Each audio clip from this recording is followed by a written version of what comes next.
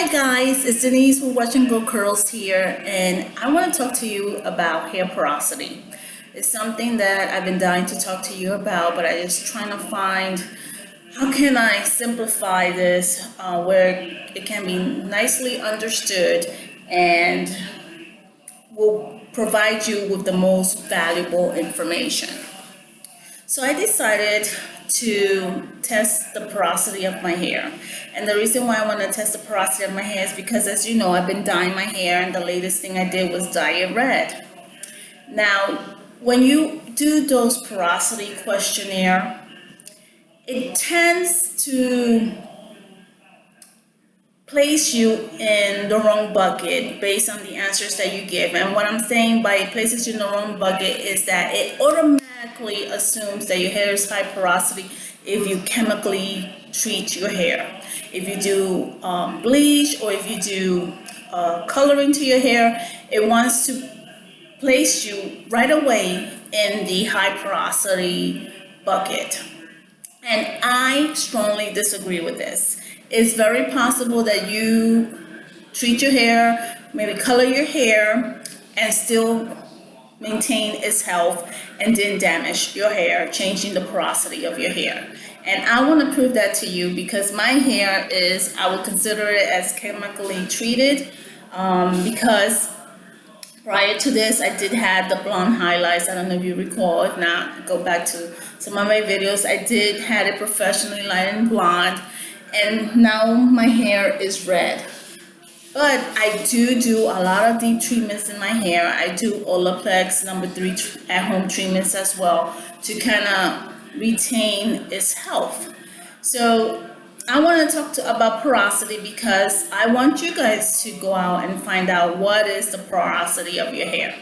Now, how do you do this test? Okay, the first thing you want to do is make sure you cleanse your hair. You don't want any oils in it, you don't want any products in it, because it's going to change the state of your natural hair. It's not really testing your natural hair state. Your hair has to be, you want to test what is the natural state of your hair without any products. So the best thing to do is cleanse your hair with a sulfate-free shampoo. And this is something that I already done.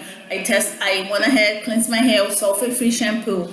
Do not apply any conditioner to it, and do not apply any styling products to it. So my hair is naturally air dried after cleansing it just with the sulfate-free shampoo.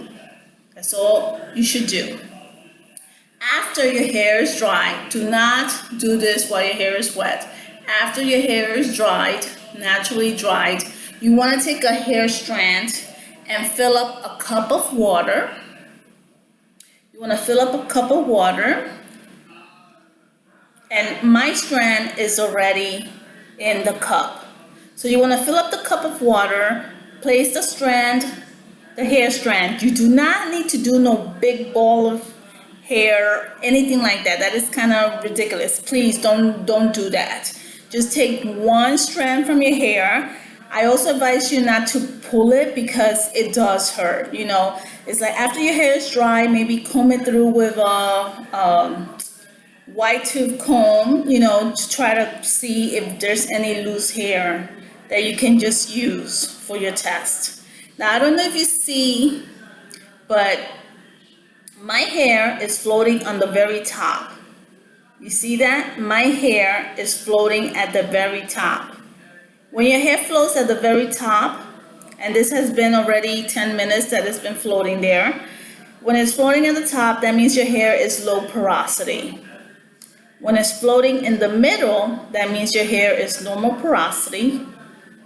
After 10 minutes, if you see that your hair sank all the way to the bottom of the cup, that means your hair is high porosity.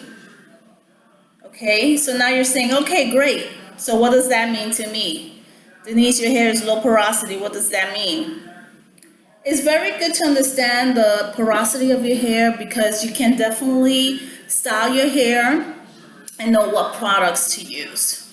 So if you're low porosity, a lot, and I'm not saying everyone, but a lot of girls or curly guys that have low porosity hair tend to be protein sensitive. You see in most my hair, I'm not protein sensitive, but yes, there comes a time if I use too much of it, my curls kind of loses its pattern and becomes looking frizzy, not pretty at all. So it's something that you just learn to know more about your hair. High porosity hair is very dry hair. Is Well, let me take a step back, okay? Let me explain it this way. So think of a rosebud. When it's closed, okay, think of that as low porosity hair.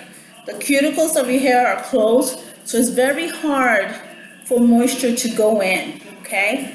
It's very hard for moisture to go in or retain its moisture. This is why it's so hard for low porosity hair to apply, to have the moisture actually stay and your hair retain that moisture. Okay, so a closed bud, think of that as low porosity hair. High porosity hair, think of it as an open rose. Very easy for moisture to go in, but very easy for it also to spit out. So it doesn't hold the moisture for very long.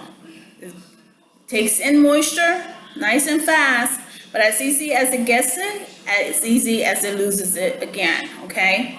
Now, normal porosity, that's, you pretty much can use any products. Your hair retains moisture very well, your hair is very healthy, it's considered a very healthy state. So your hair, you're actually one of the lucky ones. So if your hair floats at the middle of the cup, consider yourself lucky, gals, because any product that you use pretty much works well for you because you have no problems retaining moisture in your hair. So, styling your hair. For low porosity hair, okay, again, your hair may tend to be protein sensitive. The best leave-ins for your hair is actually liquid-based leave-ins. Anything else might be too heavy for your hair. Vice versa for high porosity hair. Creams are your best leave-ins, okay? Cream, you need that cream-based type of leave-in for better moisture for your hair. Again, normal porosity hair, you can use water-based, cream-based. You're pretty much a very lucky gal or guy. I envy you. I also wanted to state, there was one more thing that I wanted to state concerning porosity. What was that? Okay, yes. So low porosity hair, some of you may ask, well, when should I use the lock method or the LCO method to style my hair? Very simple. High porosity hair, you want to use the lock method. You want to use your leave-in, your oil, and your cream last. Okay, this is what's going to help you maintain your moisture is best. So use the lock method. Leave-in, oil, cream last. Low porosity hair, you want to use the LCO method. Leave-in, cream, then oil. And I'm sorry, I may be able to provide you better examples for low porosity only because I happen to be low porosity hair. So the reason why you want to use oil last for low porosity hair is because that oil is what's going to seal in your moisture. As I told you, for low porosity hair, your cuticles are closed, so it's very hard to retain moisture. But once you retain it, you want to be able to keep it. That's where the oil comes in. The oil will seal in the moisture and make sure that it keeps it there. This is why for low porosity hair, you want to use the LCO method. For high porosity hair, you want to use the LOC method. I did my test. As you can see, my hair is low porosity. I also want to use this as proof that chemically damaged, not chemically damaged. Chemically damaged hair can become high porosity hair because your hair is damaged.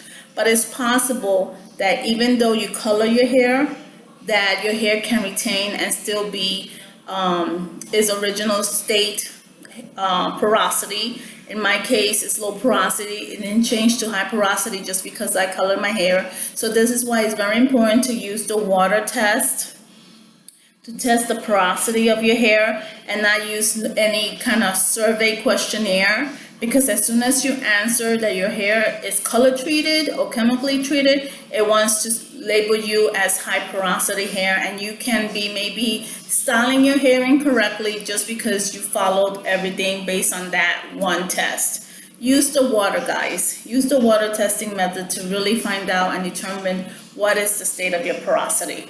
So in summary, low porosity, your hair strand will float at the very top. Normal porosity will flow in the middle. High porosity will sink to the bottom. For high porosity hair, you want cream-based products, and oils are very good for you. For normal porosity, any product will work for you. And for low porosity, you want to try to avoid protein products, or at least not to use it too much. Those high in protein products, you want to stay away, or at least keep a balance on it.